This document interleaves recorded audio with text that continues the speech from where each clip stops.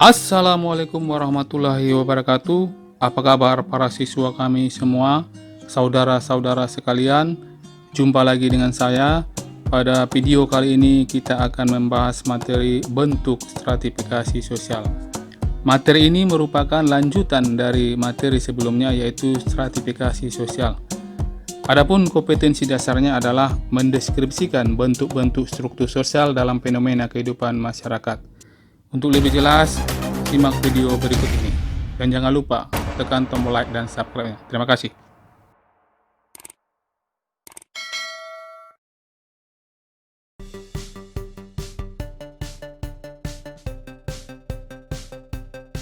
Pada gambar berikut ini menunjukkan stratifikasi sosial tertutup.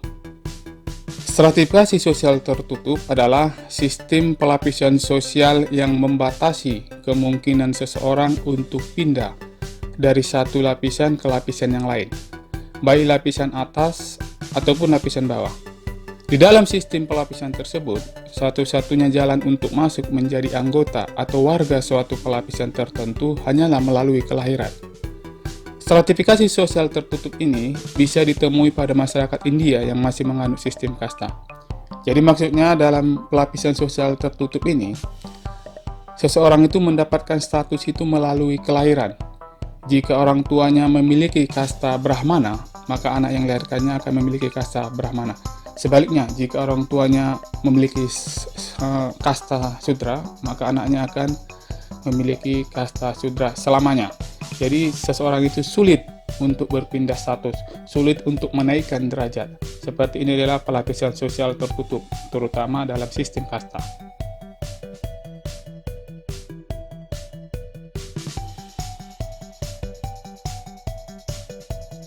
Pada gambar ini menunjukkan stratifikasi sosial terbuka.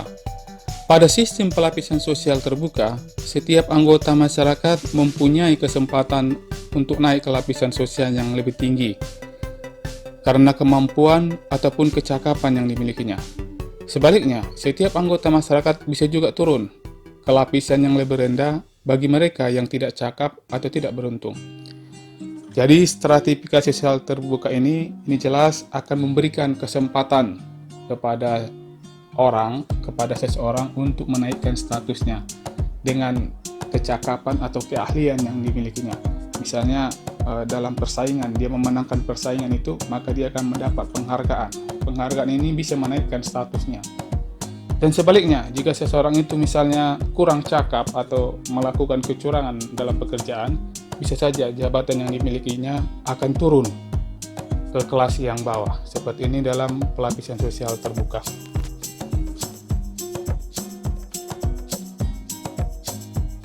Stratifikasi sosial campuran.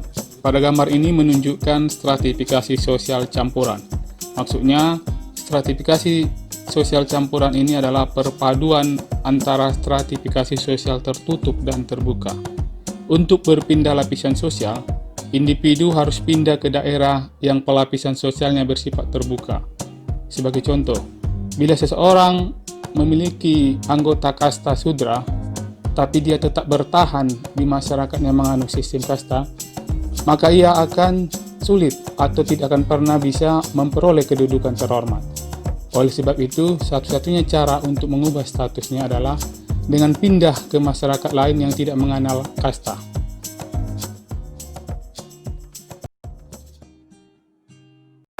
Fungsi stratifikasi sosial.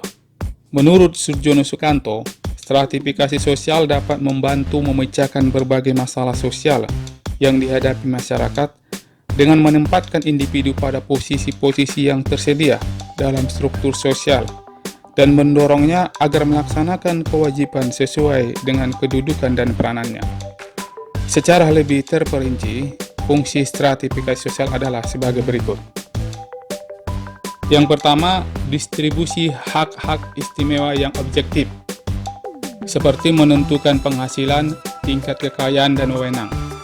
Adanya pelapisan sosial memudahkan untuk mendistribusikan hak istimewa. Individu yang berada di lapisan atas pastinya berhak atas lebih banyak hak istimewa dibandingkan individu di lapisan bawah.